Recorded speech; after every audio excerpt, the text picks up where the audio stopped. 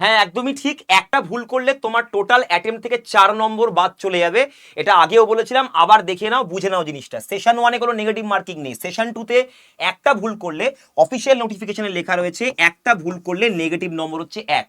এবারে তুমি দেখো প্রত্যেকটা কোশ্চেনের নম্বর কত, প্রত্যেকটা কোশ্চেনের নম্বর হচ্ছে 3, 25টা করে কোশ্চেন, 3×75, 3×75, জিকে জিএস এবং ইংরেজি মিলিয়ে টোটাল 75, 150 নম্বরের পরীক্ষা তুমি দিচ্ছ। এবার আমি ধরে নিলাম তুমি 150টার মধ্যে 150টাই অ্যাটেম্প করে নিয়েছো, অর্থাৎ তুমি 50টা কোশ্চেনই অ্যাটেম্প করেছো, তার 150 নম্বর তুমি অ্যাটেম্প করেছো। এবারে একটা কোশ্চেন ভুল হয়ে গেল, একটা কোশ্চেন ভুল হলে ওই যে কোশ্চেনের 3 নম্বর, একটা কোশ্চেনের ওটা মাইনাস যাবে তোমার টোটাল যে তুমি অ্যাটেম্প করেছো সেখান থেকে 3 নম্বর গেল, কত হলো 147। এবার এই যে একটা ভুল করেছো তার জন্য আবার নেগেটিভ 1 খাবে, তাহলে আবার একটা নেগেটিভ 1 খেলে তাহলে কত হয়ে গেল 146।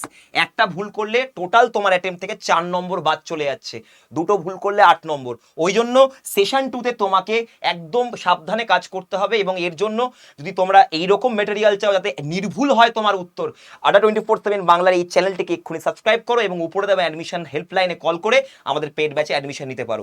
All the best for your exam.